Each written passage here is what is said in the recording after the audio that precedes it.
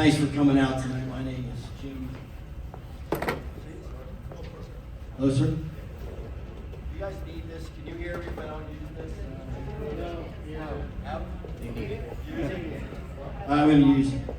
My name's Jim Worthington. I am the proprietor here at the Newtown Athletic Club, and one of the two people, I have a partner in the Liberty Center project, Bob Weller, who's not here this evening. Bob, you need something? Anyway, great crowd here tonight. Thank you. We want to get as much information as possible out to people and get as much feedback and have as many questions asked as you care to ask so that we can make sure that we get a project done here that we can all be proud of. Let me give you a little history, and I'll switch this off. You've all been here for 20 minutes, probably bored to read this, so I'm not going to go through this. You've read it already probably, but let me give you the important stuff. We didn't just acquire, I just didn't acquire this project recently. I started negotiating and talking to Alan Smith well over 2 years ago. Alan reached out to myself through my friend Dan McCluskey, who's sitting over there, and said that he basically had developer fatigue, that he had had enough. It was 15, 20 years of trying to get this thing done, and he wanted to know if I was interested, and I'm not saying this to pat myself on the back, but he basically said, look, I've admired the work that Jim's done, that over the years, remember in 2 years, I'll have been here 50 years. This is 50 years at this site, and a 50-year business person in Newtown. And in fact, it's ironic because Taylor's sitting back there today. I think a lot of people don't know the history. The Newtown Racquetball Club in 1978 was built here, was the first occupant in the Newtown Business Complex. Then it was called the Newtown Industrial Park. Right here on the corner of Penn's Trail. Penn's Trail doesn't exist anymore. You know why? Because the bypass took it away. And not only did they take the road away, they took 3 acres in front of this property, condemned it. Not the first, well, it was the first time a piece of property has been condemned that I've owned, but it has happened since. But right here in the front of the building was that way, and all the parking was where the bypass was. And we went through an ugly condemnation back then where we tried to explain how that would devastate our business. We lost in court, which is how those things usually go. And unfortunately, when we lost, we had said that the entrance into here was not going to be adequate for us to do business. And they overruled us and said that wasn't true. So then 2 years later, after it was condemned and the road was built, and we had this little stupid S-curve in here, I don't know if you remember it, we went back and said we wanted to expand the club, and the Newtown Township supervisor said, no, your entrance in here is not adequate. You've got to put one in the back.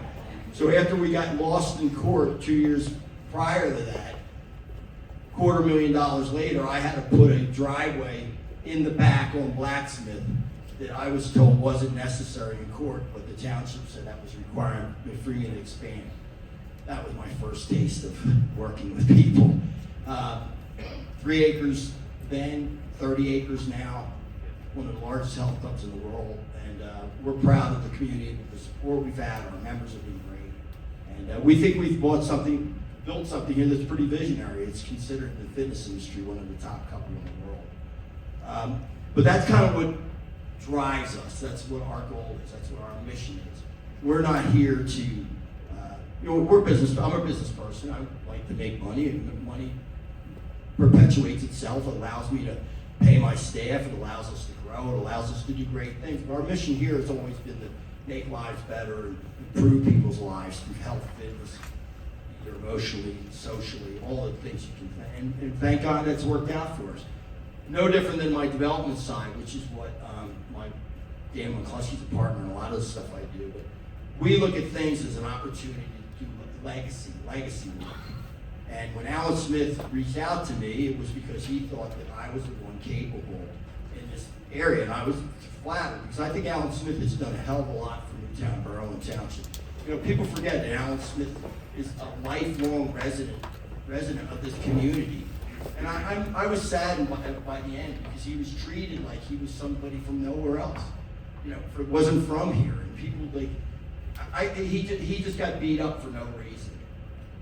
Now, he came up with a plan that was a great vision 15, 20 years ago. And at its time, it made a whole lot of sense. But as he got longer and longer in the process to get things done, it kind of aged out.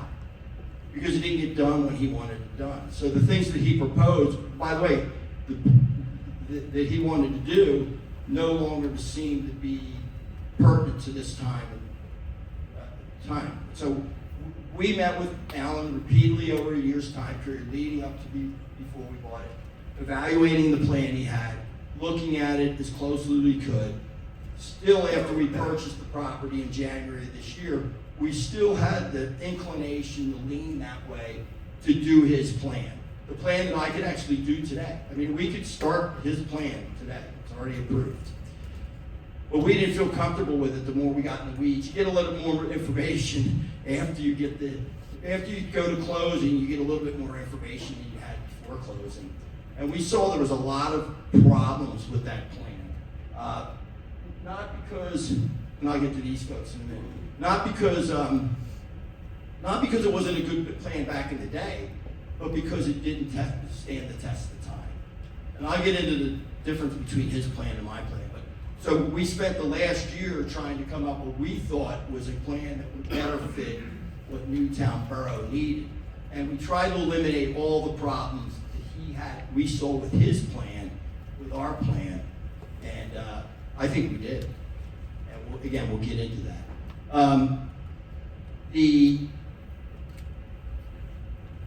The group of people here we hired are experts in their field. By the way, to the right, Bob Weller's my partner. Great guy. We do a lot of stuff together. Not necessarily in Newtown, but other places. Another guy, very, very successful businessman that when he does things, he does it with a flair for making sure it's, again, a legacy, something we can be proud of. He really is a guy that cares about, he's a Doylestown resident, but he cares about Bucks County, does a lot of work throughout the region and nationally. This is our group, Dave Minow, who's going to speak tonight. He's a Newtown Borough resident. We picked him not because he was just one of the best we could find, he also lives in the borough. So it's important to understand that when we came up with our plan, we wanted somebody that literally he can walk to this site. Landscape design, a referral from Dave and his company. Lynn, she does work all over the place. We were looking, and I'll get into it in a minute, in regards to my passion for the project.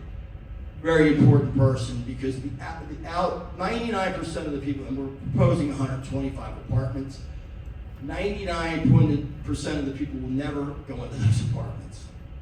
Now, I'm interested in those apartments. I want them to be beautiful. I want them to be nice. I want them to be something that is cutting edge. All the amenities and all the things that you'd want if you were going to rent them out. But I also know that it's really, in my estimation, the most important part is the public spaces. The parts that you folks are going to see. Maybe a handful of you will want to rent there or live there, but most of you won't. So what are you going to get out of it? What you're going to get out of it is, for instance, a public plaza that Alan proposed that was part of what the borough wanted. They demanded that, which I agree 100%. They should have. He made a nice little plaza. It was 5,000 square feet. When I took over the plan, I said, no, it's a postage stamp. It was nice, but I wanted it much bigger. 15,000 square feet, 3 times bigger. Now, why did I do that? I didn't have to. It's already approved for 5,000. Because I didn't think it fit what the borough needed. It didn't make sense to me. Just to give you an idea, 5,000 square foot is half a basketball court. Now I got one right down the street here, like right down there. You can go take a look at it when you're done. 5,000 square feet. This is 2,600 square feet. This room, double the size of this.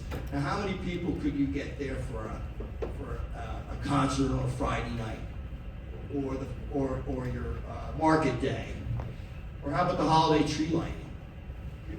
hardly anybody. But the 15,000 square feet, we could get 1,000 people in the gym. It's about 11,000 square feet in that gymnasium. You could have 1,500 people comfortably right in our plaza space for any event you want, fundraiser, whatever. So that was important to me. The walking trail that was proposed that Alan needs to do along the creek, he did a decent job. Oh, let me get that up. He did a decent job on doing that, but we enhanced it by hundreds of thousands of dollars to make it much more grand. And I don't mean big. And I said that about the Christmas parade, and someone said, "Oh my God, there's going to have 10,000 people there." No, I mean big, meaning big, good, grand, fun. It doesn't have to be more people. In the case of the walking trail, it was better lighting, better seating, better paving. Instead of cement, you do pavers. There's just ways to make it architecturally so much better. So the reason I got into this, I'm the worst at this. Let me get back to the beginning if I can. Where the hell's that one? Yeah. There's the people. Lynn. So she was very important to me, and we'll get into that. Very, very important to me. I mean, even when you walk down State Street and you catch a glimmer of one of the entranceways, and you take a walk down, you look back, you see the entrance of one of the buildings there. It's absolutely gorgeous with a little public plaza right in the front of it, a sitting area. We even they had an old. They had an old, I don't know where the barn structure, there used to be a barn structure on there back in the day. It's been sitting, where the hell is it sitting now? It's sitting in the shed out back for like 10 years or something. They wanted us to reconstruct it, which was fine. We'll reconstruct it. We said, well, what can we do architecturally that enhance the experience for people that are just walking in town? We have a little piece of ground on the front on State Street. We decided we were going to drop it in there. We would make it open air. People could sit there with a cup of coffee, with their dogs, just walk down the street, have a nice area to sit on with this barn. Now, some people like that idea. Some people say, well, a barn was never on State Street, and it's not, historically accurate. Okay, we hear you. We'll try to find another spot for that to make it work. But we want all these outdoor spaces to be something that can be utilized, not just meet a code or meet a requirement. So if I sound like I'm a little bit crazy, or I'm kind of passionate about making this, again, being in this community for as many years as I had, and I would say there's not many businesses left that, Stockburgers is gone, Goodno's is gone. I mean, I think I've outlasted a lot of these guys. Even the hardware store isn't owned by the same people anymore. I like Alan, like to do things that stand the test of time. But I, like Alan, is starting to get all up to 70 next year. So it's important that I get these things started and going. But we'll touch on that in a little bit. So this is my team. Ron Monkers, he's a civil engineer. They Gilmore, they've been in Bucks County forever. My land use guy, Ed Murphy, he's done a lot of stuff, here. He went to Council Rock High School. And Jeff Menard, who's my point guy back there, standing in the back, he's really the guy running interference for us and talking to all the people and making sure that we touch base with everybody. And by the way, I'm kind of rambling on here, but I will tell you that when you're in a big crowd like this, not everybody feels comfortable reaching out and talking. I'll give you my number before we leave. You guys can write it down, put it in your phone. Anybody who wants to reach out to me at any time to discuss this project, you don't feel comfortable asking a question here, or you think of something when you get home, and or you just, whatever the case may be, hey, you need more information, you want to sit down, we'll do that. We have no problem with that. I'll do that personally. Call me anytime you want. Everybody does anyway, so why not? And the same thing with Jeff. He's available, and our team's available. There's going to be people that still have to be convinced it makes sense, and or at least want more information. At the end of the day, I don't know what we'll get total consensus. I will tell you though, off the record, again, I'm rambling on, but if you're going to judge it by Facebook posts, forget it. Now I can tell you this. From us walking around with all the people in that immediate area, the store owners, the people that live above the townhouses at the liquor store, Ron and your group, we are getting overwhelming support for this project right now. That doesn't mean everybody in this room, but we are getting incredible support. And not because it's fatigued and sat there for 15 or 20 years, which it has, but it's because they really like the plan and they think it makes sense. And we'll get into why we think it makes sense. So, these are some quick facts, and I love these quick fact things because it really tells the story. Remember, we can do the plan as is today. 88 apartments, retail, restaurant, the whole shooting match. And truth be told, as a business guy, it's not a bad plan. It really isn't. I mean, I can make it work. It'll make money. I mean, if that was my sole mission, it will make money. And at the end of the day, you know, it would be the easiest thing to do. But I don't tend to do the easy thing. I try to do the right thing. So here's some interesting facts. I already alluded to the town square, which is in front. So when you go down Center Avenue, right behind the Starbucks is where this plaza is going to be. Now, originally it was 5,000 square feet. Not very big. Wait till you see the visuals we have. It's good. It's really good. And the things you can do with it. You will have a town center in the borough that's literally 100, not even 100 feet from the corner of the Starbucks on State Street to do anything you want. Public plaza. You'll see, it's beautiful. I touched on the enhanced Greenway Trail. You know, it goes along the creek there. There's a pedestrian bridge that helps connect to the ball fields that's required. We think it's a good idea. In fact, we looked at a bridge up in, where the hell was that bridge at? In Doylestown. It's an old, 100 and some year old bridge to see if that we can, it's up, that they're not using now, and see if that we can take it apart and bring it back. I'm not sure that's cost effective or makes sense, but we're looking at every possibility that, who referred us to the bridge? Heritage Conservancy. By the way, Jeff Marshall, who's part of that, and some of the people, we've solicited input from people that, know Newtown, know the history of Newtown, know what it was back 200 years ago. So when we built these buildings, they're not going to look like those buildings, but it's going to be consistent with the history of the borough. Now, again, they're not going to look like exactly like those buildings, but they're going to be a modification of the newer version of what that would be. The Alan Smith plan, and everybody's problem with this development, for the most part, is traffic. Traffic, it's too busy, there's no place to park. Well, the Alan Smith plan, ironically, didn't solve that.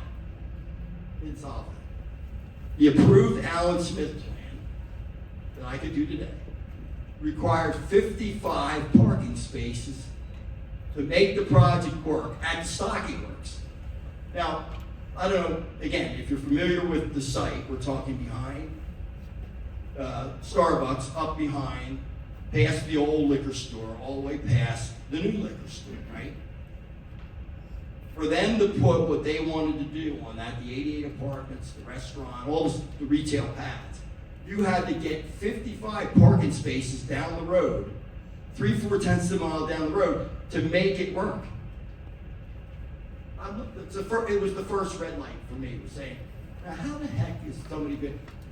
If you buy that, I could sell you anything. That isn't happening. People aren't parking down there and walking to the apartments or walking anywhere there. It just didn't work. So we immediately said, we have to improve that.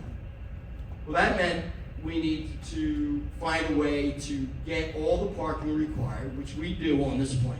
We park to code, but find a way to make it so that you don't have a sea of parking lot. I have that out here, buddy, a sea of parking lot. And you know what's funny? I don't think it's funny, but you know what's ironic?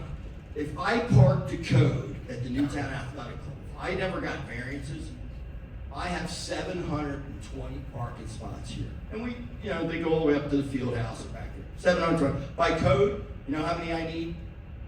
3,300. Now, does that make sense? 3,300.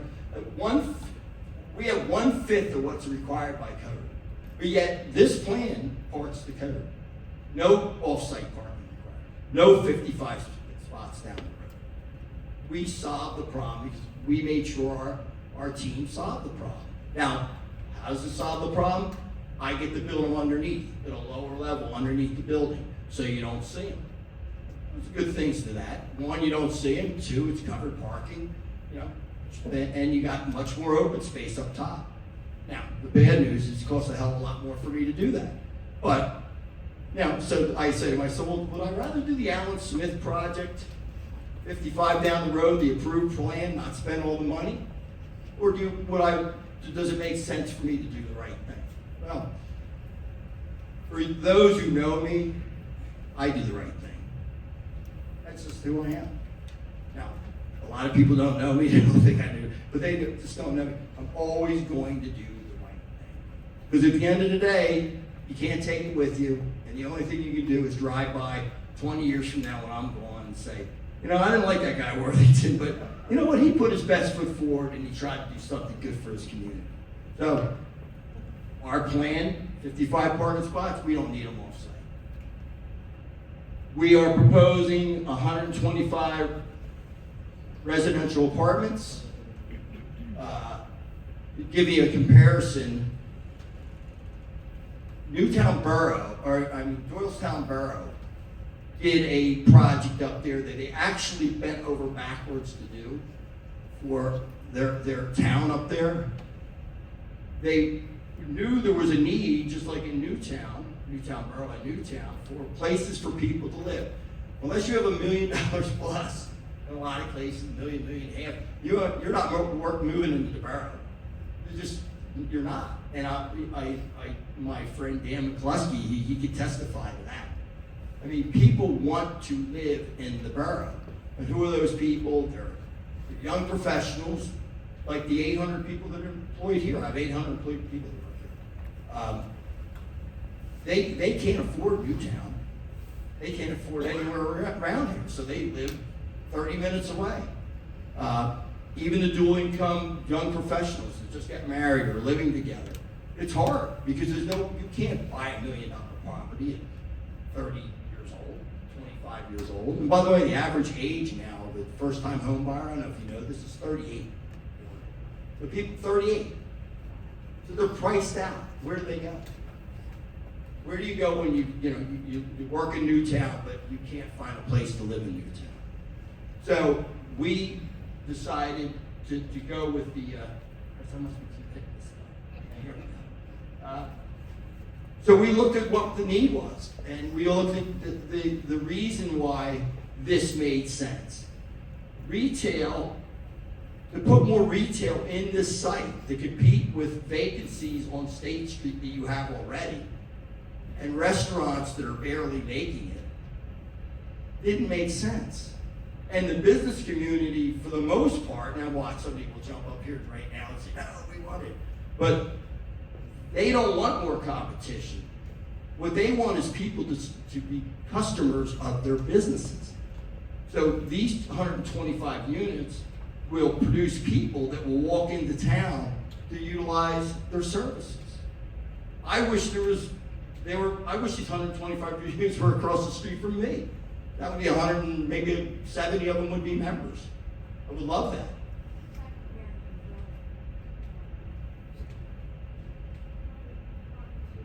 $26, but that's less than 2 acres. So let me get back to, and I lost my train of thought. Let me get back to the Doylestown thing. So that's a good question, but also 26 with 20,000 square feet of retail.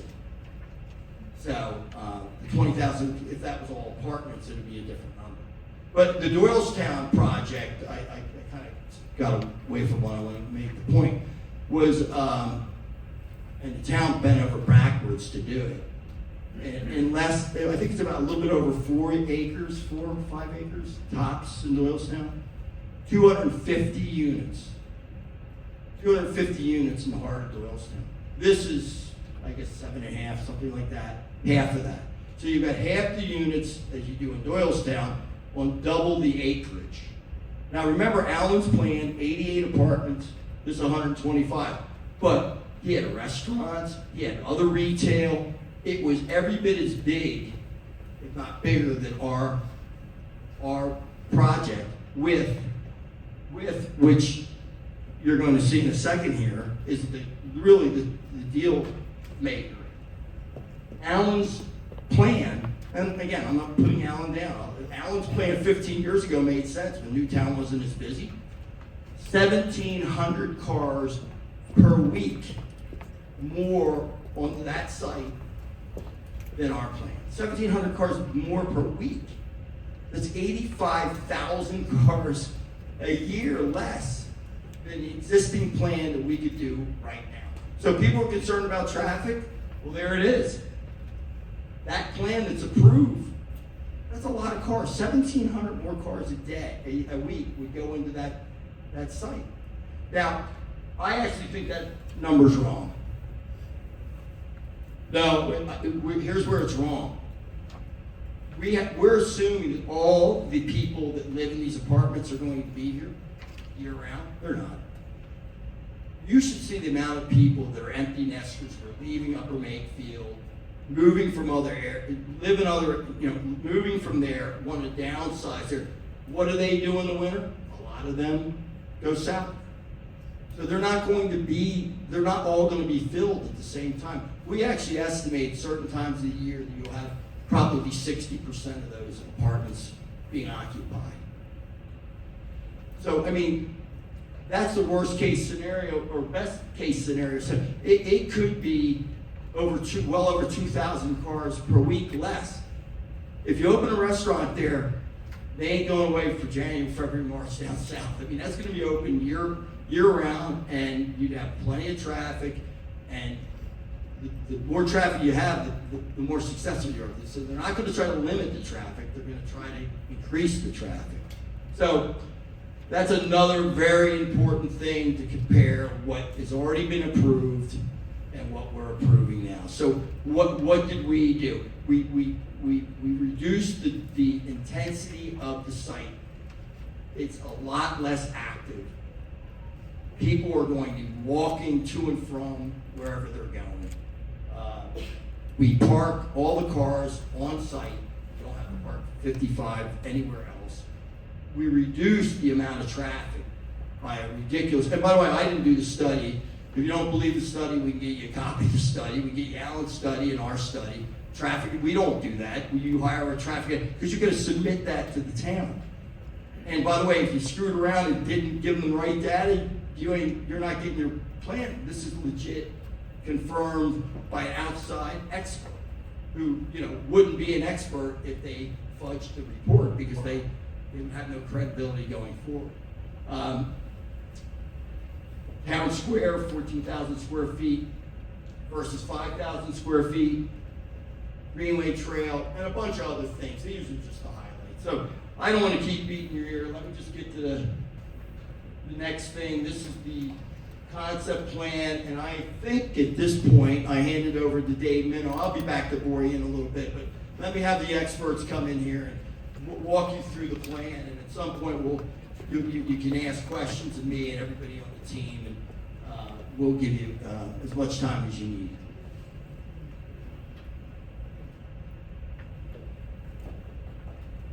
Good evening, I'm David Minow.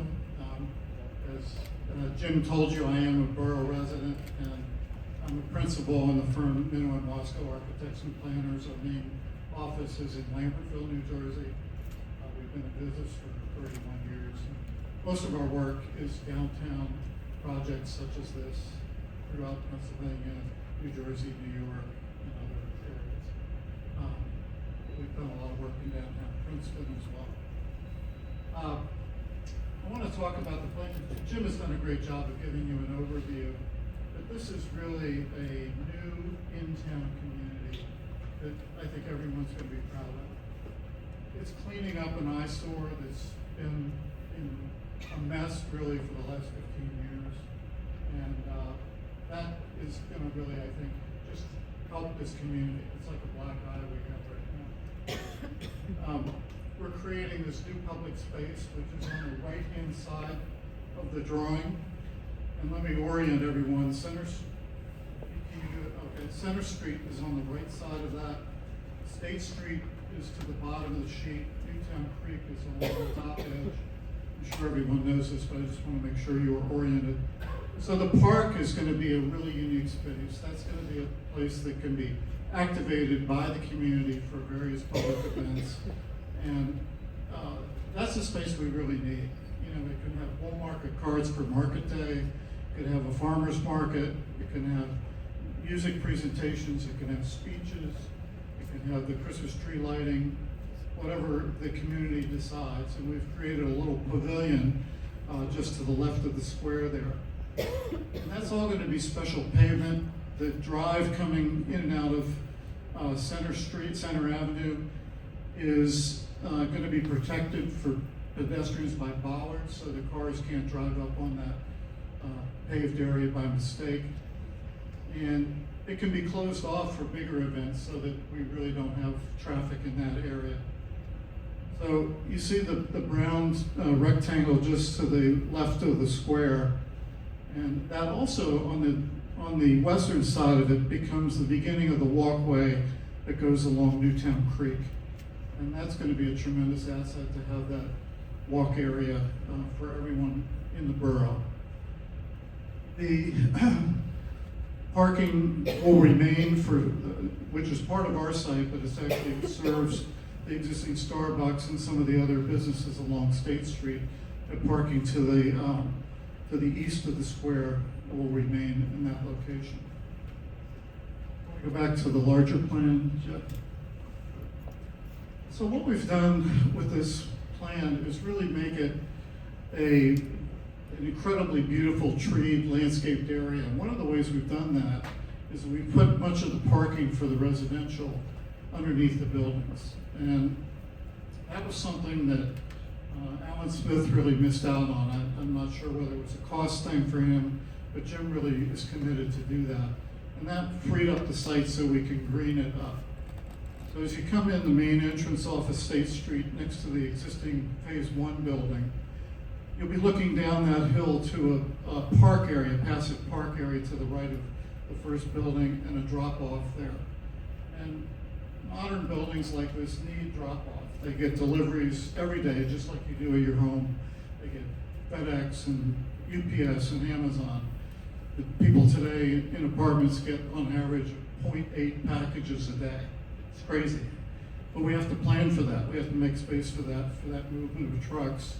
In the building, we have to plan for storage where those packages are delivered. So we're going to do all that.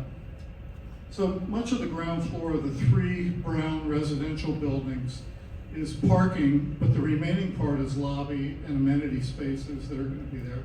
We have over 14,000 square feet of indoor amenity space, and we hope to have some rooftop decks as well for the community.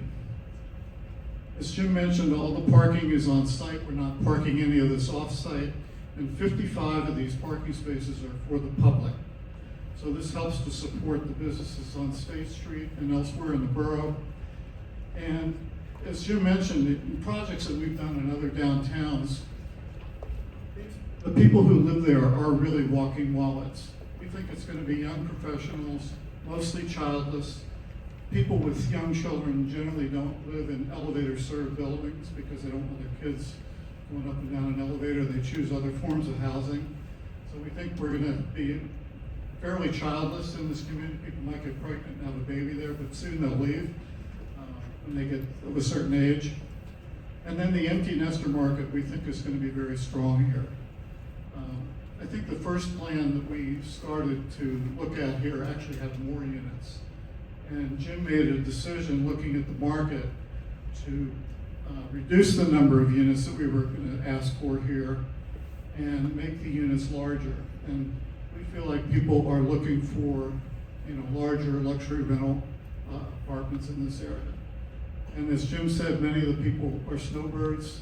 if they sell their house that they've lived in for 30 years here, many of them will move to a location in Florida or the Carolinas, and they'll keep a place here because this is where their relationships are. Their family is here, their places of worship, their old business friends. So much of their life has been in Newtown. But we see that phenomena all over this region. The next thing I wanted to mention is that the architecture for this project is intended to be high quality. If you'll notice when we get to the renderings that the buildings themselves are masonry for the most part on the exterior. They're not going to be siding, vinyl sided garden apartments. These are going to be top quality with good quality windows and good quality exterior finishes on the buildings. And they're going to be finished all the way around. They're not going to be just one-sided to the more public side, but the creek side will be finished in the same manner. So let's move on and let's look at some architecture, Jeff. So this is a view looking from that little pocket park that we've created to the center building, which we're calling Building B. And what you see here is a beautiful park and then a mostly brick facade building. And we've stepped back in certain areas, the top floor, the fourth floor of the building. You'll see next to the main entry, which is at that box bay window area in the center underneath the gable. Just to the left of that is a subtle entry to the garage in the building. And people who live there will have a key fob, they'll open the garage doors and drive in. It's a great way to live because you can bring your groceries into the building, up the elevator without schlepping them outside in the rain. So those parking spaces will be, I think, something that makes this building stand out as a higher quality building.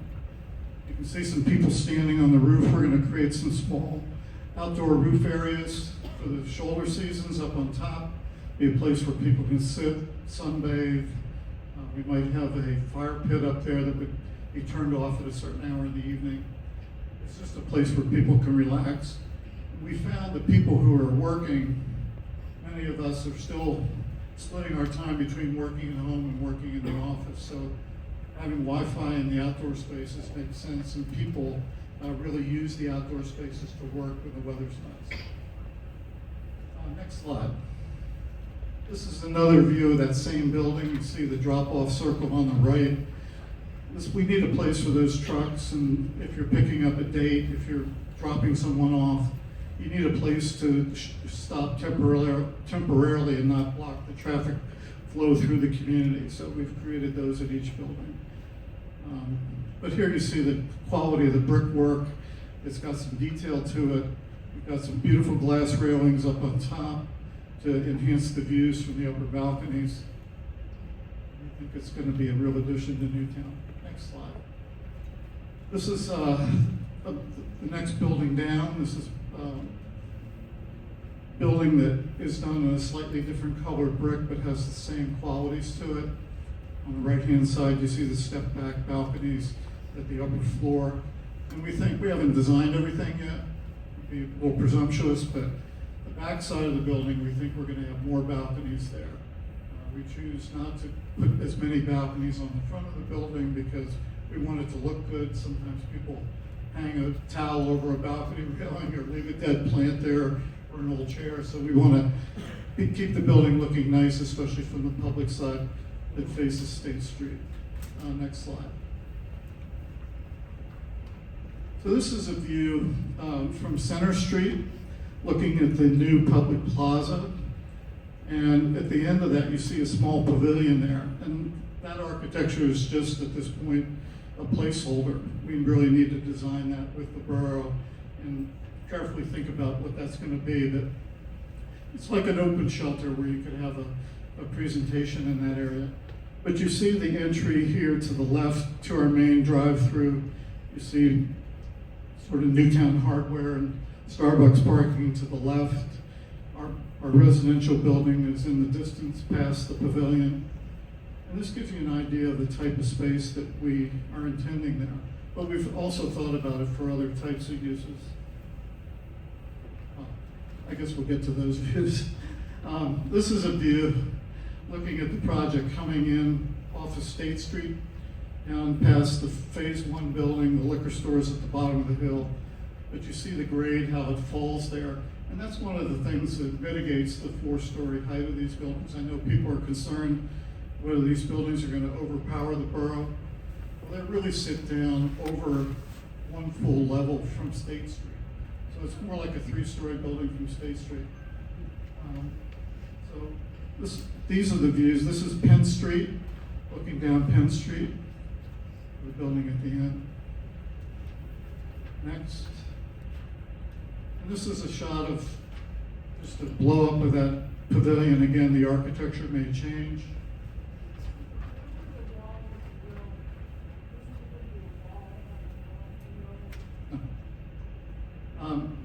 Next slide. So we can do different things in this plaza. We may have times when the borough would choose to have bull market carts there where people would sell things. You might have an art show, that type of thing, or antiques. We have the ability to put performances, both daytime and evening performances in this pavilion, place for speeches, and at the potential for Christmas tree lighting, public gatherings. We don't have that space right now in Newtown, so we think that that's important to really give a sense of place to the borough. And this is Jim's gift to the borough to really create this space in a high quality manner.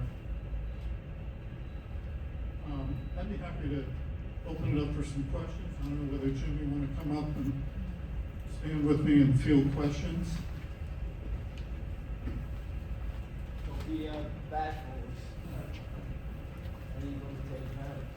Can you say your name and where you live? I'm with Louis Lucas. I'm with OER Commercial Real Estate. Just curiosity, one of the photos. And you live locally? I do. I'm right in line for Okay. and I work here in town. Obviously, we're the same entity. Beautiful, absolutely beautiful. I can see your vision. Very exciting, brings value, etc. It's all electric vehicle. One of your pictures. Are you planning any electric infrastructure for the vehicles in the community? We know it's not going.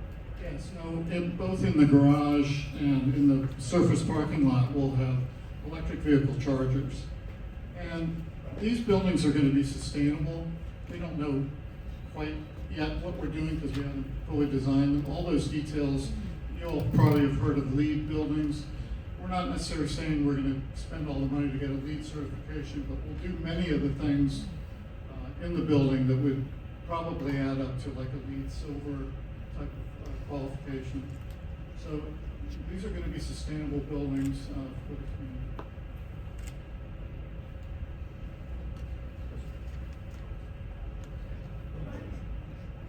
Hey, can you say your name, where you live? Terry lives on Penn Street. I've been here forever. Thank you.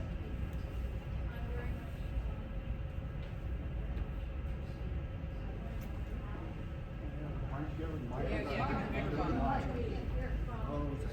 Can you ask a question again? How far are those apartments going from State Street? That's a great question. We got a great answer. I don't have the exact measurements, and it varies. The State Street curves, as you can see, and the buildings are all slightly different, but it's several hundred feet from State Street.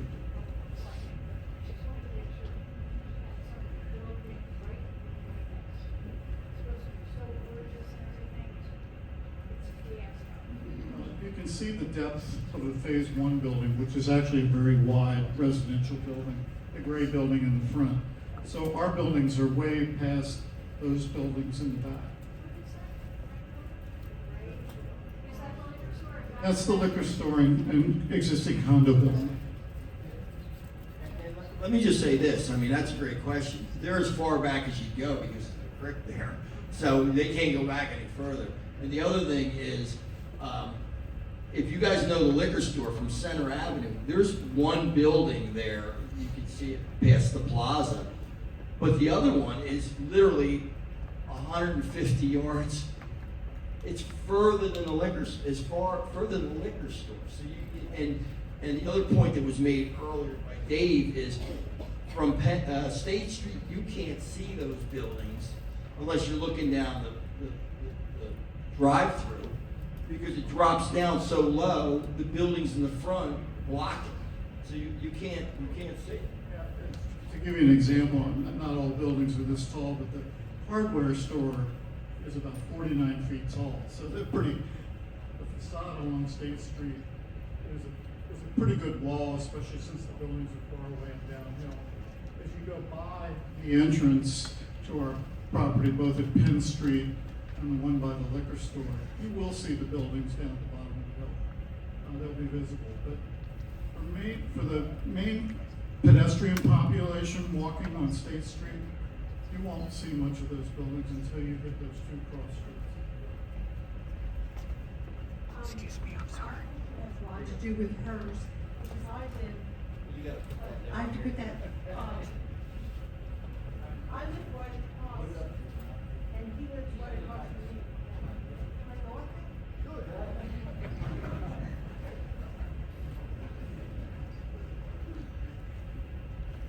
I live right here, and fell in the aisle, he's across the street from me, and his house is only so tall.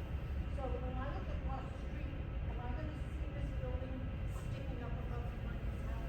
You may see parts of it, especially in the fall and winter when the leaves are off the trees. There's a fair amount of tree cover in the back of those existing properties there on State Street. You will see glimpses of the building, but it is set back. I know that it's Much- goes down, but this same building behind it, like a hat on the street, It's set back almost 200 feet. but being set back in more stories. Well, and also, just so you know, in the Allen Smith project, most of the buildings, the 4 apartment buildings, you had 4, they're all towards you, so this is actually an improvement. You have the brunt of the buildings on the Allen Smith project across the street from you. Yeah, but they're all there, where this is spread out around there. But it's, as, historic street and everything, they have the tippy top little eaves of the buildings down there sticking up above them. It's really pretty inside. One thing, Alan, I live on Penn Street, excuse me, right over Penn Street, you live on Penn Street, right? And, see, all those people coming out, like, this is what I would look at. Stand outside in the street, that's exactly what I would look at. But I'm concerned about the traffic coming down Penn Street. Alan, I think, something where you could not go down Penn Street.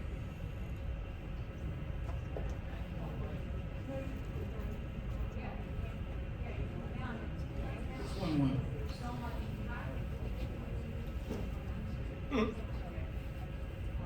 On Penn Street.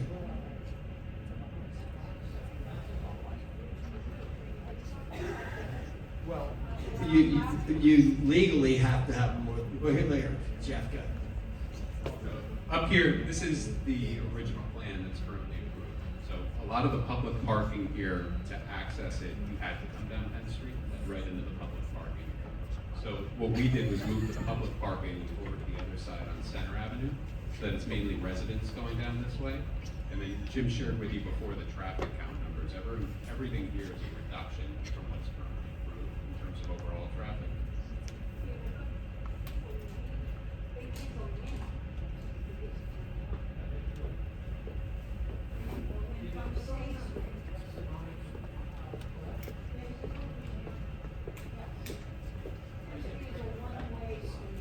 Show you the overhead plan. So, in this plan, it's the same as the previously approved plan. It was limited by PennDOT. So there's 3 ways into the project. One on Center, one on Penn, and then next to the Phase 1 building. There's only one way out of the project. And it's the same. No. Yes. No. The reason, same as the plan that's currently approved. And the issue is State Street and Center Ave are both state-owned roads. And PennDOT limits what we can do in terms of limits of pedestrian safety. Now, we met with the Planning Commission and we met with HARB to have preliminary meetings. And one of the first things that came up was questions about pedestrian safety. And we realized that's a challenge here. So we have a separate consultant engaged that's engaging with PennDOT to see what we can do for improvements. And it's not something we're trying to pinch pennies. It's not somewhere we're looking to save money. We're all residents here. We want it to be safe and we want to make those improvements. And let me just add one more thing. Again, keep in mind, there's an approved plan. And that approved plan has 1,700 more cars. So if they're all going in or out your way, but it's already approved. So we have made that 1,700 cars less per week, 85,000 a year. This site is zoned to be developed. So you gotta get the best you can. I'm not saying it shouldn't be developed. So there's really no more room to do anything less on this plan. In fact, originally we had 165 apartments. We went down to 125, which is the bare bones we can do to do this. This is the best you're going to get on the traffic. This is going to be the best you're going to get on density. There's nothing going to be done that's better than this. So, you know, if you're thinking, hey, you only want 50 cars a day to go through there, it's not happening. That's not the problem. Either way, that's a problem from the time it's over time. That's an existing wetland area. Yeah. Because there is a repetitive comment on that one. I'm right on State Street right there. Now, my concern is with the Terry's problem is her backyard is not building right there. Well, I'm not talking about that, I'm talking about the traffic that's going to be on. Well, that's what I'm worried about. Okay, well, we hear your concerns, but You're gonna have people on a roof overlooking my property. I'm the only resident on that side. So probably have a small roof. But is there a way to move that building back or not have people looking into my backyard? that's as far back as the building can come because the Maybe wetlands. not have, you're gonna have, is the public going, am I gonna be able to go back there and somebody going? If you want to rent an apartment, you certainly are more than entitled to. Well, listen, you know, it's, okay, we got it, look.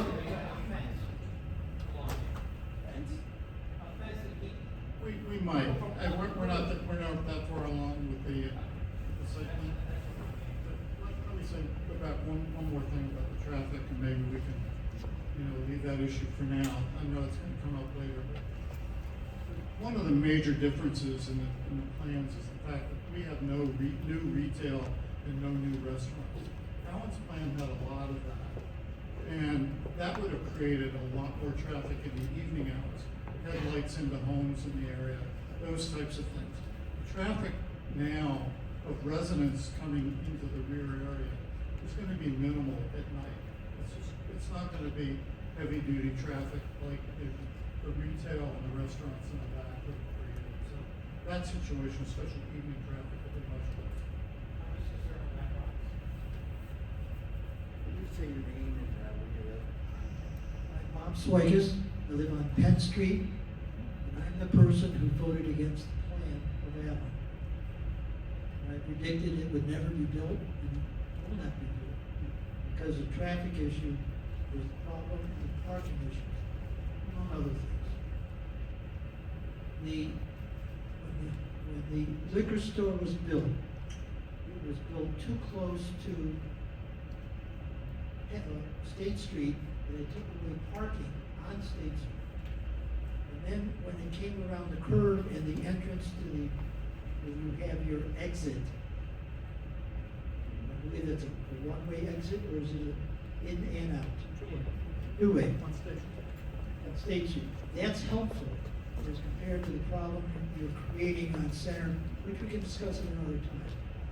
But the street actually narrows right at that entrance and exit to the smallest space between Center and all the way to where Court Street comes in. And it's on an incline, and you cannot, when you come in from the south going north, you cannot see the traffic coming.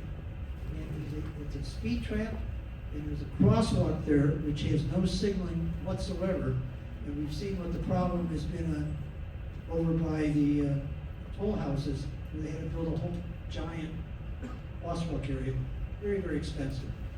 So I will meet with you at another time, but the traffic problem at that intersection could be problematical.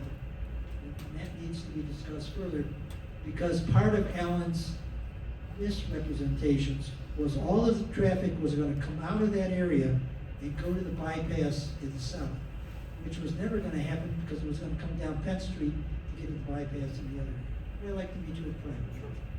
And I'm not gonna argue most of the facts that you said, but I wanna make sure we're clear on this. You didn't stop Alan's plan. Alan's plan's approved, shovel ready.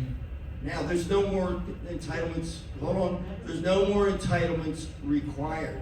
I could do that, start that plan, am I right? Tomorrow. I can start that plan tomorrow with restaurants and $1,800 more cars per week.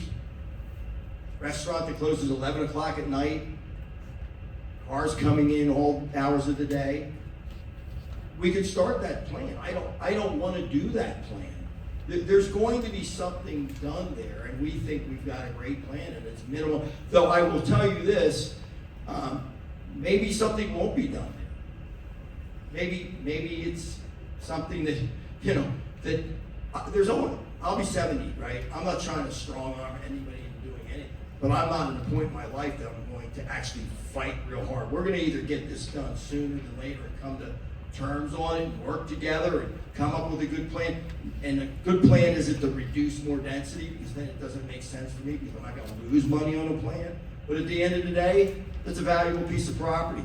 If I turn it over to my grandkids 30 years from now or 20 years from now, and they own 8 acres in the borough that's worth double, triple what I will pay for it, that's the way I go, because I got 4 other things on my agenda. This is my number one, because I think it would have the most impact on this area. I think it really would be something that's much needed. It's a light on our community. We have a plan that we spent a lot of time on that we think is, but if we're gonna get beat up on it for like the next 6 months to 9 months, I'm out. Just telling you the truth, I'm out. And then the people that live around that and all the businesses that have dealt with that for 15 years are going to deal with it for another 15, 20 years. It's just a fact. So I want to make sure we're clear on that. There's only so much time I can spend on this. Let's go over here.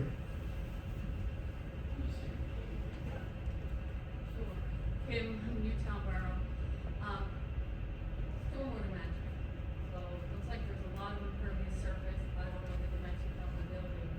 Right along the creek, Newtown Creek, tributary to Neshaminy Creek, tributary to Delaware River. So flooding, one of the plans that has a significant issue that needs to be addressed. Great question, and you can't get these things approved without addressing that, because you've got people that represent you in the borough that's what they look at. I'm not the civil engineer, I'm the architect. So the civil engineer, Ron Moncrief, is working with the borough on that issue. And I'm sorry? No. No. It'll be handled properly, and water is not going to flow directly into Newtown without being detained first, like I said. Yeah, all those things are, when you go through the approval process for this, you've got people that represent the township that are experts in making sure that your traffic is correct, your stormwater is proper. They're not going to approve the plans unless they feel comfortable that you need them. Believe me, they're going to beat the hell out of us on that to make sure that's the way it should be. Do you want to jump in here and say something about that? We're just not there yet. And this is a concept plan.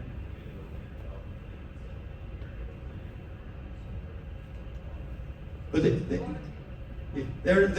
we're not going to get approval for the plan unless we meet all the requirements of that. But it's a good question, but they won't let us do it unless we do. Ken? My name's Ken Diskin. Been a 15-year resident of Washington Avenue. And you mentioned before the current area being a blight. And frankly, that's putting it softly. I mean, it's embarrassing to the borough right now. When I moved in here, I mean, we had potholes, now we have craters. You can't drive either without breaking an accident. That's just a comment.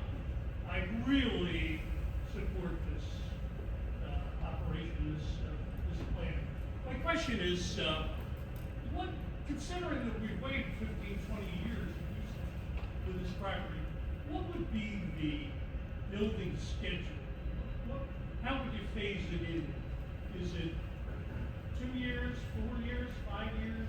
Any idea of the timing of the construction of the project?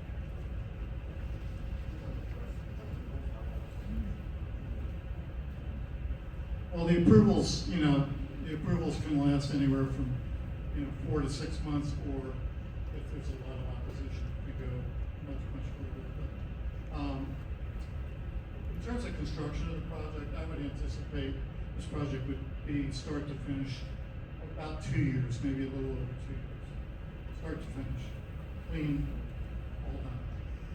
Yeah, and let me just say this, and Ken, I touched on it earlier. is that I'm looking to do this sooner than later. I'm not looking to drag this on. I'll be 70 next September. I don't have a lot more than I want. No, like Alan, he kind of aged out. People wonder, Alan did not do this project because he didn't want to do it.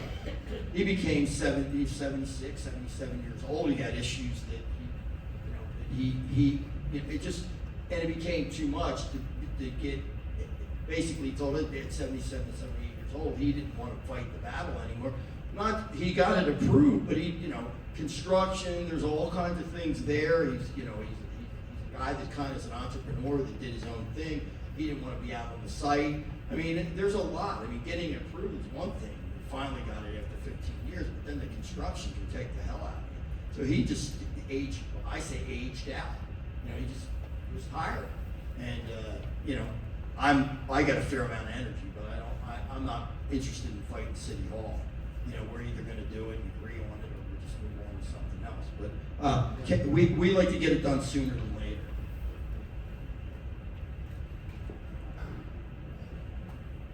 My name's Kathy Sabo, and I live above the liquor store. And I want to thank you, Jim, for filling in the craters in our parking lot and letting us trim some of the trees so that there's more parking. And I totally approve this project. This is what this community needs. It's beautiful, and it's such a great alternative without the restaurants and without the retail. It's going to be wonderful for people to have a place to live in the borough. And like you said, make it affordable for some people that would love to be here, and it make it a wonderful community. Thank you. Jim, I'm Ron. You have to appreciate 85,000 cars a year is an enormous burden that these guys are going to be driven. 85,000 trips. That's crazy to have that the last time, and this is getting ready. We haven't yet. Someone's going to develop this property. 85,000 cars fewer a year. You guys just need to think about that. Jim hit it on the head. These guys aren't saying this parking. A lot of these younger guys who work from England, who work from home, a lot of the older folks, they're out of here. And it will be empty for quite a bit of the time. So it's not 125 or 2 trips a day. That's not going to happen. They're going to be significantly less trips with 125 apartments. And they're going to be higher on the apartments. They're not going to get $1,200, $1,500, $2,000 a month apartment. That's not what this is going to be. This is unsustainable, having owned and developed their own properties in Michigan. You can't do this without being at a $3,000 level or higher per month. So you got a whole different type of contract coming in. I think the significant part It's gonna go to folks who are gone. They're out of here when they're not. If we don't do soon. So, but the thing is probably most important, 85,000 trucks per year less. Let that sink in, no matter what else they develop, that's a lot less traffic. Well, and the truth be told, there's nothing you can do to make it less than that. That is as bare bones as you can get, because there's nothing else you can put that on there, that density, basic work, that anybody's gonna do. They're just not gonna do it. So, I mean, it's as good as it's gonna get. Yes, my name is John Monahan, and I live at 202 South State Street, above the liquor store. It's very convenient, I think it's very Anyway, I think there seems to be some confusion as to why we would have less traffic, because there's no longer gonna be any commercial businesses attached to these buildings. And the ground floor, which would have been the commercial base, is now gonna be covered parking for the residents of the building. And the parking that you see there is sort of like visitor parking for them. As for the entrance and exit from Center Street, my understanding is that is controlled by PennDOT, Pennsylvania Department of Transportation, and they will not allow an exit from there because of the sight lines. So the entrance is gonna be from the alley, so to speak, from State Street and from Center Street into the parking area behind the liquor store, and then the exit will be coming out onto State Street through the wider part next to the liquor store. And the traffic to and from Penn Street, I don't see, it's one way. You can't go from Penn Street down that alleyway. You have to leave from the alley, the other wider exit from the liquor store onto State Street. And yes, a large majority of the traffic will be going towards the Newtown bypass. So I think the amount of traffic that's going to be there will be decreased. So, and from my perspective, the appearance of the buildings is very, very nice. And from the height problem, there's a significant, we should probably have a contour map up, a significant drop off between State Street and Newtown Creek. So you can see it from there. That's the entrance that will go, that's Penn Street you're looking at with the crosswalk. And then you're going down into the parking lot. So you see that attractive building in the background, and it's not considerably above the height of the State Street buildings. And there are buildings on State Street that are approximately that height. So I don't see what the problem is. As for the woman who wanted the Corps of Engineers involved in it, they are demonic evil. So you don't want them invited. And the impervious surface problem will have to be addressed. You can't just say, you have to have a lot of impervious, I'm just telling from experience. The impervious surface studies are very involved, so there will not be runoff going directly into Newtown Creek. Thank you.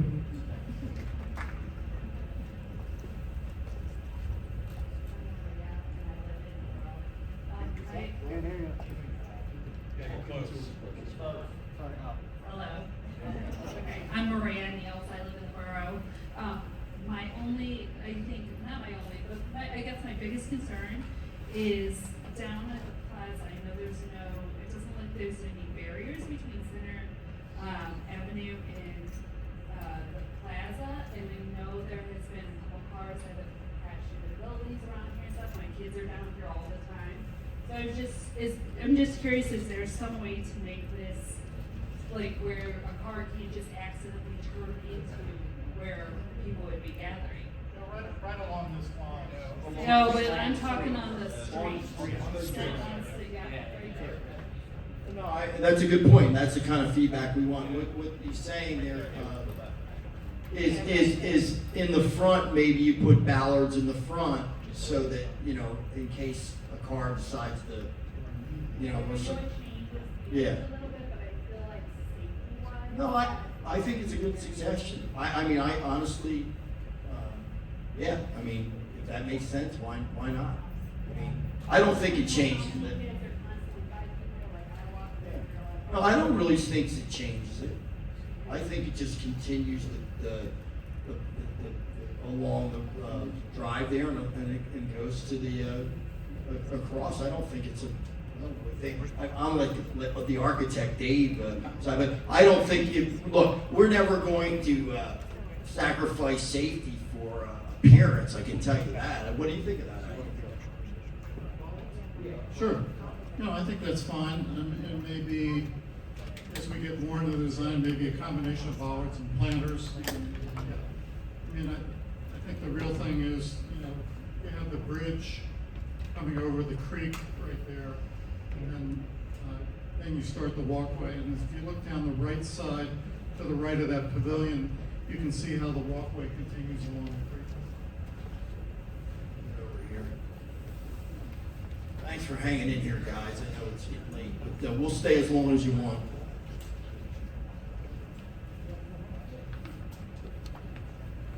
I'm Randy Flagra, and my wife Sherry and I are here. We live, go back to the original plan, the gray building. Okay, so we live as far to the right as we're about as close to this new project as big. We're in favor of it. By the way, thank you for fixing all the potholes, getting rid of all the glass. Really appreciate that. It's a lot safer now. I think the project is gorgeous. We were shocked when we moved here, when we bought our condo there, which we love. We love living in it. We moved from New Hope after we've been here for 26 or 7 years. We also love, we like boroughs. But this is more fun because we can walk everywhere. And I think this is a great plan because get rid of the retail. There's not a lot of extra traffic. In fact, traffic is about as little as you can get. People have a right. People spend millions of dollars for properties. They have a right to develop it. And a lot of these questions that people have are great questions, but that all gets done in land development. That's not really for this. This is just an overall concept. Like, of course there's going to be ballards or something there to protect people because we don't want people crashing into all right, that's a very good suggestion to be done. And as far as like stormwater, you're not allowed to put excess water. In other words, when you develop nowadays, whatever water extra comes from your property has to be maintained on your property. So there's all these regulations now, and those are things that get done by the engineers and what have you. But we're totally in favor of it. It's beautiful, it's high end, and it's a disgrace, frankly. I mean, we can say it because we're outsiders, we just moved in, and we pay taxes now, but it's disgraceful. I mean, it looks horrible. It looks like a war zone. It looks like Beirut. I mean, after the Civil War. I mean, it just looks terrible. And people in this town have lived with it for all these years. I'm shocked that people have lived with it, and I think this would be so great for the businesses. We support all the local businesses. Everyone on State Street is very happy that we moved in, because we support them all, and I think getting another couple hundred people there will really make this town fabulous. And I like the open space. I like what they did in Princeton, the farmers market there. So I commend you on this. Obviously there'll be some tinkering and some improvements and people have suggestions, but I think the town should move forward on this as fast as possible. We're sick of looking at the telephone wires and it's just horrible looking. Thank you for doing this. Oh, it's nice to hear something nice. Not that we haven't so far, but look, the sand is good. We have no problem. If we thought everybody was coming to this meeting to kiss my butt, you know, I don't know 70% of you. We have no idea. But, so we want to hear the things. But some of the things you're asking, like stormwater and stuff like that, the gentlemen say, they're all resolved further down the road, and they've got to be resolved or we can't build. It's as simple as that. But let me get to this gentleman right here. Thanks, Jim. Kirk Williamson, I live at 217 South State, so directly across from the liquor store. I'm impressed by what you're attempting to put together. It looks like a well thought out plan. couple questions. I would have equal concern about that egress coming out next to the liquor store, sort of how that is managed. 'Cause I see it on Saturday afternoons today, especially this time of year, how busy just the liquor store makes that little intersection. So that's a concern. But can you comment the thought process from going from condos / townhomes that Alan had approved and where he was going versus the apartments, just from the perspective of vested interest, ownership, that sort of thing, and how you see the apartment playing out versus owned units? I'm gonna defer to Dan. I think that, like Dan McCluskey was falling asleep over there. And when we bought this thing, my understanding, they were 88 apartments. They weren't for sale. They weren't for sale, units. They were always apartments, 88. Well, hold on, I'm gonna give you to Dan to help me negotiate.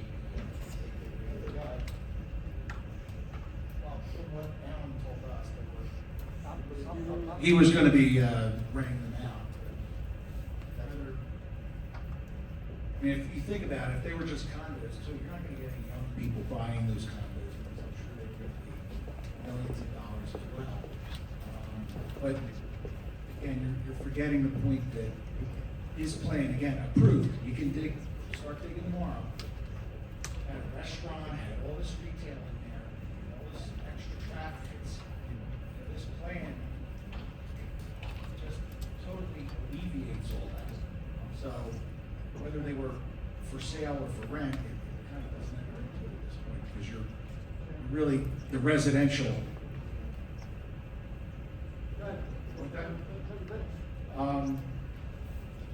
But this is the least intrusive of any plan you could possibly build on this site. I think we're missing the boat here if we lose this one, so amen.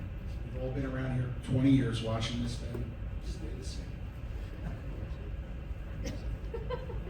One thing, the difference between condominium and apartments, a well-managed apartment project, in my opinion, in my experience over the last 40 years in this kind of real estate, looks better over the long haul than condominium projects. Condominium projects, once the developer's out and has sold the units, it's turned over to an association. And associations are like this. Some of them are run by boards that has a chairman that's a cheapskate. He doesn't want to trim the trees. He wants to save money. He doesn't want to paint the trim. And it can get very uneven. But in a rental project like this, that's managed by a high-quality group, every day is opening day because you're re-renting these apartments. It has to look spiffy all the time. Everything has to be maintained, and you can see what Jim does here. Everything is maintained, and I think the town is much better off for that. This is a tremendous tax rateable. I can't really speak to the details of that, but these types of apartments are great ratables for the borough. There'll be a tax positive for the borough here, which is important to think about. And Well, and the other thing is, no offense, what would we want? Do we want more condos that are $1 million plus? So that we can, lock the people out, the younger people that want to live here, and people that want to downsize from Upper Makefield? Is that what we need? Or do we need stuff for people? You want a workforce that's somewhere nearby. You want young people that can move back in the area to be around their family. What you don't need is, a bunch of 67-year-old people like me moving into buying a condo and downsizing. Not that there's anything wrong with old people, but you would need a mix. Again, the average age of a first-time home buyer now, this is not my statistic, I got this from HUD when I was in Washington, 38 years old, and it's only getting worse. A lot of you folks have kids, how hard is it for them to find a place to go? Now if they could have a high-quality apartment while they can build their resources up to buy a home, this is a great spot for them. So, I don't know, I don't know why anybody would play condo against apartment. I don't want to discriminate against anybody. I just like to see people have an entry level to get into the borough and enjoy what we all love. Let me get this, Jim. Or here, right here.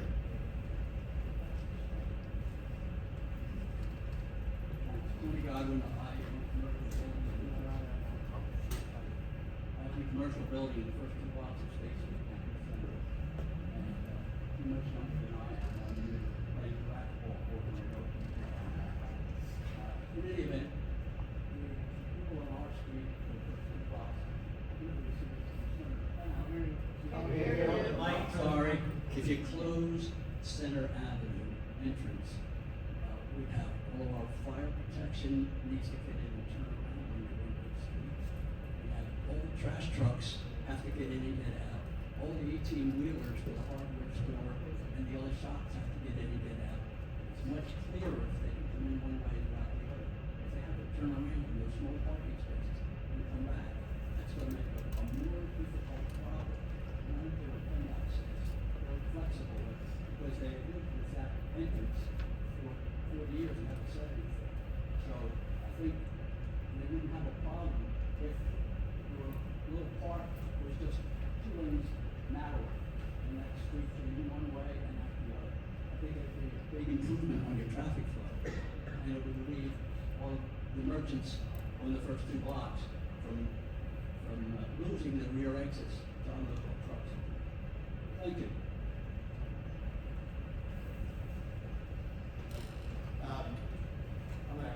I'm gonna have Jeff answer that, but go ahead.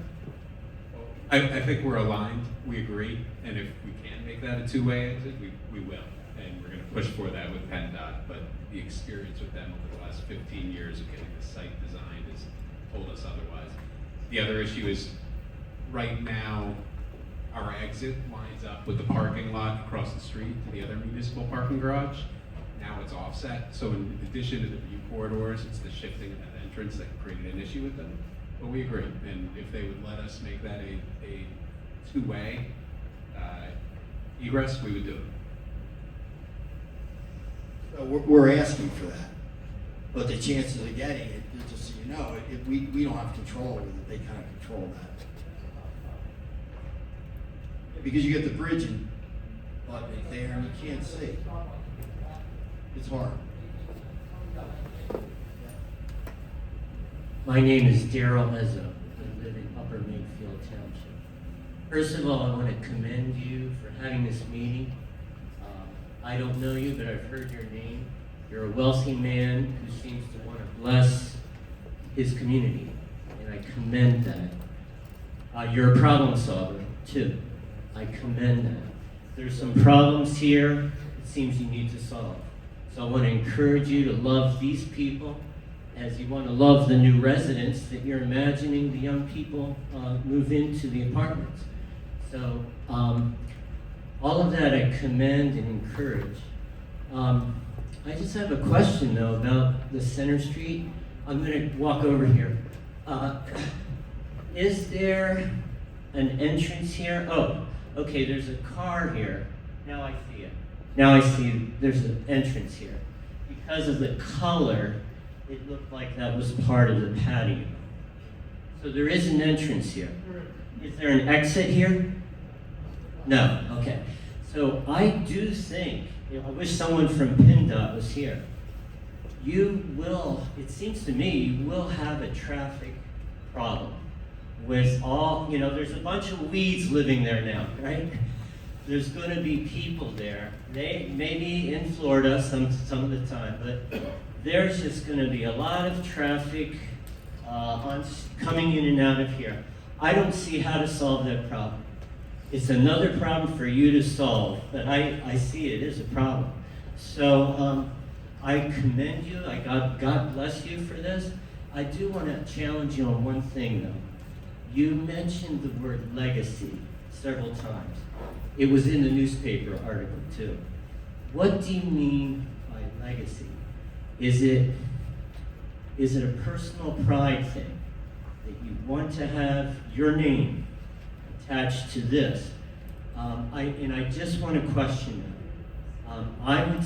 I would ask you to put your eggs in the basket, not in that basket, but in the basket of loving your neighbors, all these people, solving the problems, and the people you imagine will move in to the younger people, the young people that would work that you were talking about. Thank you for that. No, that's a good question. So a legacy project to me is something that enhances the community you live in, makes your community better. You sacrifice your own self-interest for a bigger and better cause.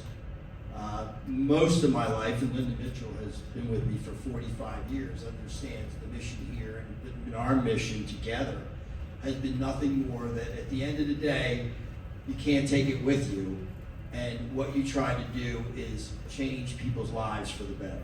That's what the NAC has always been about. For instance, people don't know this, but I'll tell you now, we probably have 2,000 people right now that come here free. We don't publicize that. People that can't, in Newtown, you think there's oh, we need a YMCA. No, you don't. I'm giving away hundreds of thousands of dollars a year in people that come here for zero. Nothing, because they have financial need. We raise millions of dollars a year. Linda Mitchell's, the last 25 years, her job is to run my foundation, Have a Heart. We give away money every single week. And then people pride us on that, and we give $1,000 or $5,000 away a week. That's nothing. We literally give away millions of dollars, most of which is my money, which is fine, because at the end of the day, I was brought up by a mother and father that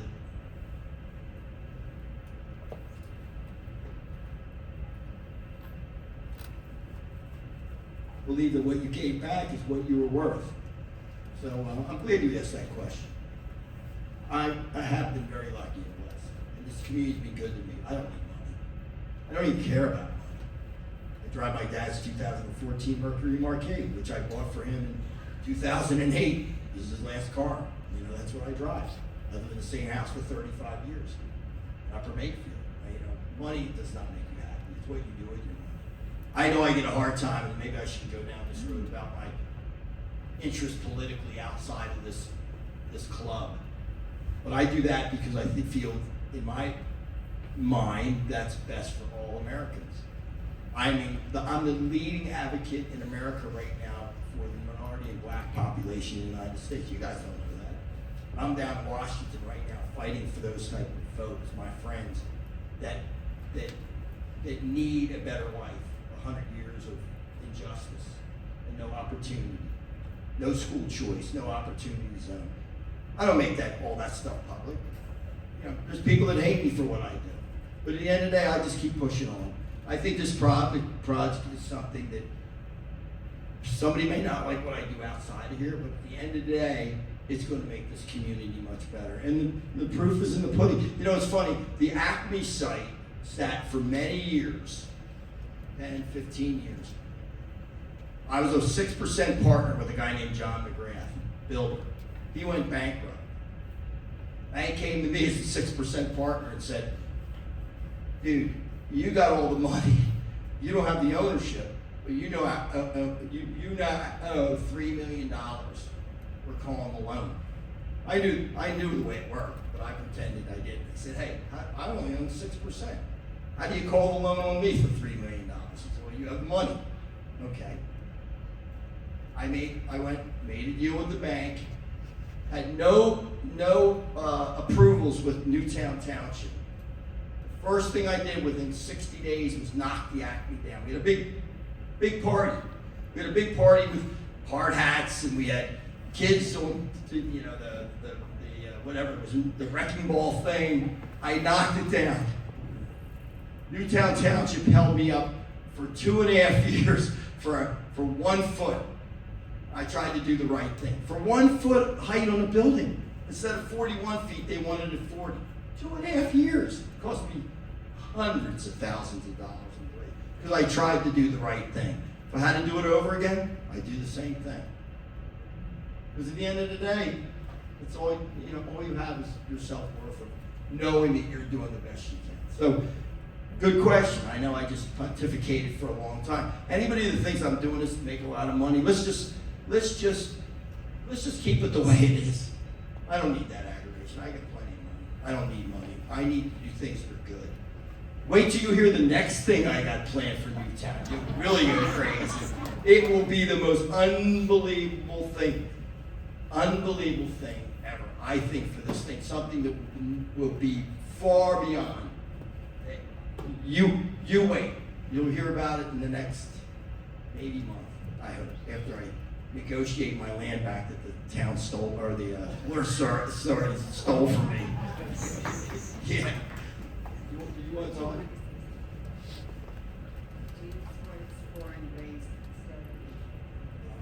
Well, I want to remind everybody tonight, that Jim brought out Alan Smith many, many times in context. Without Alan Smith, we would not have the Brick Hotel. With Alan Smith, there are not the pretty historic landmarks. Alan waited out every committee request of all of these committees that are protecting our borough and our interest in our historic nature. In doing that, he gave us a quality of life at his expense. So when we're talking about a project that looks as horrible as this does, it's only because people have made him wait. Not that he hasn't made the demands, not that he hasn't followed through with every request. He has had to wait. He has had to use his money to try to make our life and our properties worth more. I don't hear that being said, and I hope everybody that lives in any part of Bucks County remembers the name Alan Smith, because he had one partner, and those two took the most hideous building that was a men's public bar only. Women couldn't even go in there. And he turned it in to the facade that brought State Street back. So with Jim's help, Jim's money, and Jim's personality is a whole lot different than Alan Smith's. These boards have something to reckon with. But if we go in the right path, we work together, that's what this whole community has always worshipped.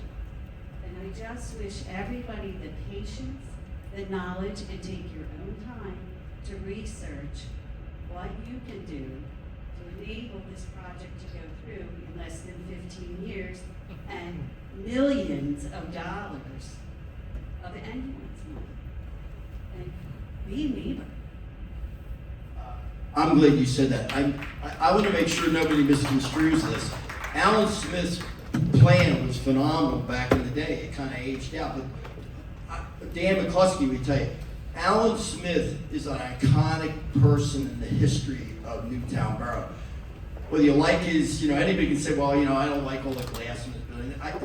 The guy transformed spaces that were just horrible.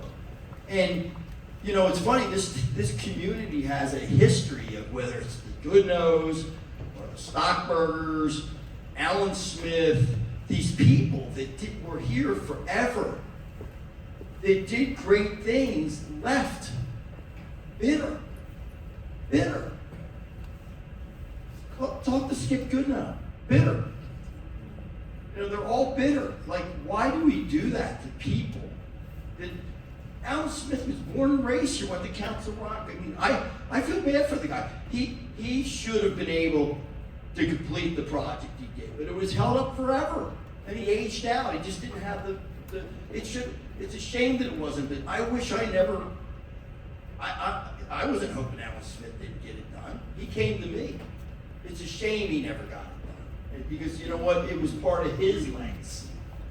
And this town should recognize, I have nothing but respect for him. Because I was here 50 years ago when Corky and people like that that saw what that guy did. He had unbelievable vision. And it's just sad he never got to see his plan. If that plan 8 years ago would have been fine. But not now. Anyway, I concur with you. I love Alan. I think he's a good guy. Hi, my name is Ray, and I live on Sycamore Street. I was wondering about parking. You said 55 public spaces. Is there going to be a spot for the underground parking, one per rental unit, and then the outside parking is also for them? Or where are the 55 public parking spaces? let me defer to the architect here, Jeff. Where are the 55 parking spaces? It does park to code though. We do park to the code of the, which is hard to, like, typically when you do a development, everybody's asking for a variance on parking. This is one of the ones that doesn't, but Dave can handle this. Most of the public parking is on the right-hand side of the sheet there. Some of it is in that center parking lot. Like the liquor store has spaces where they are now, right in front of the entry, but we've also got a series of spaces dedicated to the liquor store right in that area. So we can add them all up in that right-hand portion of the site. We've got 55 additional spaces that are not reserved for residential.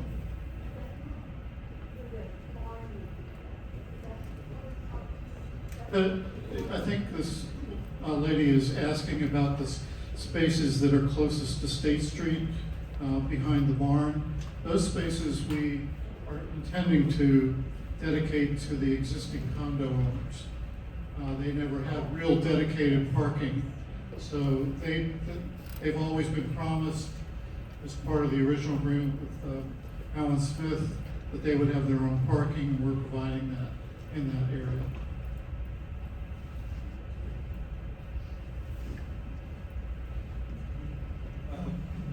Our guest, you were a resident on Edinburgh Road. My question is about, taxes to the borough, and then does that offset what we do from the borough, infrastructure costs, things like that, to support the project, just to make sure it is truly positive to the borough. And one request for you, like I've heard a number of comments about traffic, what can we do as residents to encourage PennDOT to take some action here to make the traffic situation? Why don't you handle the last thing on the PennDOT? How do we get them? How do we pressure them to help us? Well, you're talking about maybe both in and out of Center Ave. I've heard a number of different, comments about traffic issues. It seemed like PennDOT was the solution. How do we get them to engage? Well, we're going to engage with them on all sorts of different areas. I think the thing that keeps coming up, I think a lot of these questions are just a little bit ahead of where we are today. So what we need to do before we can approach PennDOT with all these questions is say, this is what we're building. So right now, what we're seeking approval for, and we will be over the next few weeks or months, is the size of the buildings, the mass of the buildings, the unit count. Once we have that and we know what we're working with, then we can approach PennDOT and say, these are the definitive plans. Can you work with us? How can you work with us? So everything that everyone has mentioned here, this particularly pedestrian safety and the PennDOT issues are front of mind. It's just not there yet. So if there's anything we can do as residents to help you, we will follow. In regards to the taxes, I had Jeff look this up, or at least talk to what Judy must know about this. She's here. Yeah, there she is. I think we will be the largest taxpayers in the borough once this is built. And you guys have and by the way, we're not saying approve this because we're gonna, we're not holding that over anybody's head, but it's just a fact.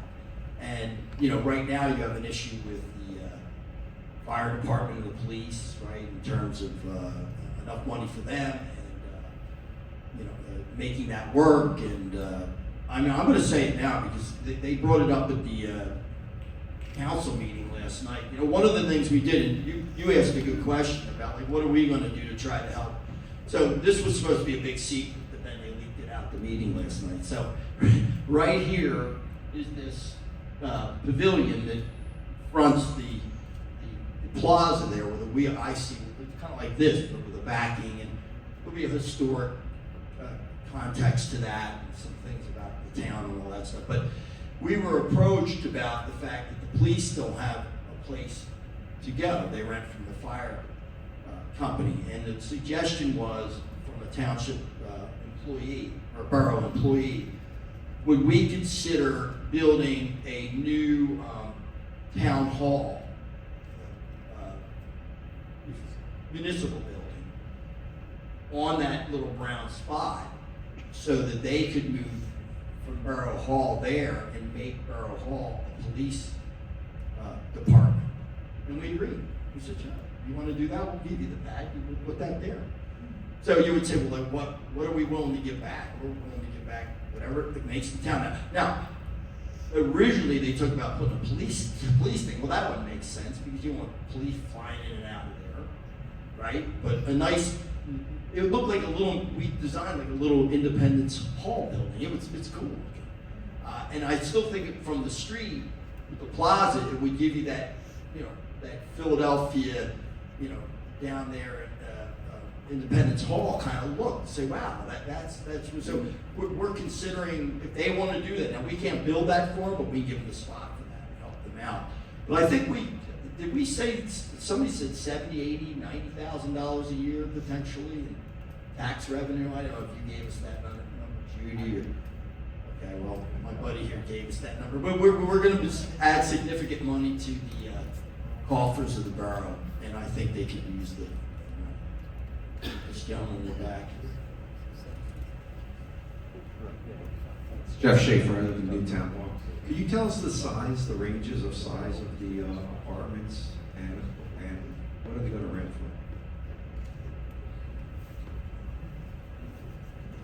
for? So we got a pretty big variety. I'd say the average one bedroom is probably about 900 feet. The average two bedrooms about 1,100 feet. But when we reduced the unit count from 180 down to 124, we did that to create some larger units up on the second floor and on the corners actually. So there's a couple exceptionally large units that are a little more expensive, but the one bedrooms probably start around $2,900 a month. The two bedrooms on average probably about $3,900 a month, and then some of those other units are much bigger. Just so you know, the median income in Newtown Borough is $147,000 a household. So with those rents, we're affordable for median income, and that's our objective. When we were talking at the beginning about a diversity of housing options, it's creating entry points for people that wouldn't otherwise be able to buy a home here. So. Yeah, to give you a point of comparison, I believe, what's the lowest unit at Promenade that I have? 32, 33? 3,400 is the lowest unit there, and they go as high as 4,000. So this is actually priced a little less than that is. But part of that is, to be honest with you, there's nowhere to go in Newtown. If you can't buy, you have, you know, you want to rent, there's nowhere to go. I mean, there's nowhere to go. So I mean, I can price them a little bit higher because, and that's a 15-year-old product. They're nice, don't get me wrong, they're very nice.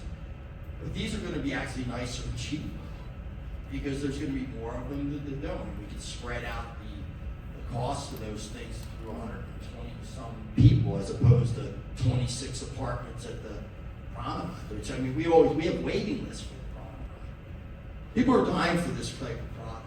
They just, and keep in mind, young people now are, you know, one that's 38 is the average first-time home buyer, and there's part of that is affordability, but the other part is they just don't want to lay their roots down. They tend to, I mean, I have a million young people that work for me, and thank God most of them stay, but they're moving, they're moving and going. 2 years they're here, they're off to another job 2 years later, they're just always on the fly.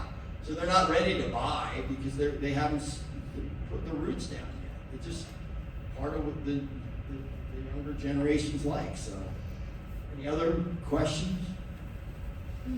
Well, we lost half the crowd, but you guys should be commended for hanging in there. Look, we got one more question. My question is, you know, we have a Liberty Street and Madison Avenue. I think we're inching towards I do. Well, you know how we came up with this thing? Jeff kind of started researching. It's Center Avenue, right? So we like that. And Liberty, because we believe that Newtown does not get anywhere near the amount of credit they had for, you know, the role they played in history of our nation. And you know, and by the way, I'm going to put a plug on the Newtown Historic Association. Make sure you do the tour on December 6th. And we're trying to help them out, raise some money. Yeah, we don't need any Worthingtonville. You know, I get enough people that don't like me. Guys, you know, what I want to do is, you know, it's funny. Back in the day, like 20 years ago, they wanted to do a skate park in Newtown. So they came to me and said, give me $20,000 and we'll let you have the naming rights. I said, all right, I'm going to name it after my mom, Loretta Worthington. They built the park and then they reneged. So, I don't know, Newtown was ready 20 years ago for my name. They're probably less ready now. But, which is a shame. But my ego is big, but it's not that big. I just want people to know that we do it, that, you know, that there's some guy behind it that owns the MAC. Yeah. I think it's more a placeholder for what this town did, you know, hundreds of years ago in history to make our country what it is today. This is a great town. We're never going to do anything to hurt it. Listen, Linda Mitchell is going to head up, for those who left, people that are in favor and who are opposed. We're going to put out a map of the area around there. And she's going to go to each single person that borders that or lives anywhere near that, saying, hey, for, against, for, whatever it turns out to be, so that we can present it to the powers to be, so that they have a clear picture. Because if you go on Facebook, you go on my posts, 99% love it. They love me, they love it, but that's not the real world. You get on the Newtown patch, everybody hates me. So so that's not the real world. So let's go to the people that border it. Let's find out what they have to say. Let's go to the people that live at above the liquor store. Let's go to the buildings that are along State Street that border this property. Let's talk to the people that are on the other side of the street, like you guys, and find out what you think. And at the end of the day, let's let the people decide. If they're overwhelming, if they don't want it, the people don't want it, I'm fine. I don't need to do it. But on the flip side, if they're enthusiastic, they'll get me enthusiastic, and you get a lot more bees with honey with me. I don't want to be in a fight. I want to work together with people. And at the end of the day, we're all living in this community. My phone number for those who want to call me directly, I told you for those who are here. Just don't do it tonight because my baby hasn't been sleeping as well recently. It's 267-972-3637. If I don't have the answer, I'll get you to Jeff or somebody or Dave. But we'll get you anything you need to know. And we're going to work as hard as we can, as quick as we can, to get everybody happy so that we can get started. We need to get started in 2026. I'm not saying in February, March, April, that's not happening, but we need to have a clear understanding that we're going to be moving ahead somewhere sooner than later so that we can just put all our eggs in this basket and get it done. If not, I have to move to some other pressing issues that, other things that are opportunities. They're not as exciting in schools as this, though. This is by far the best. That's why this is number one. I'm really, really excited. So anyway, thank you for coming tonight.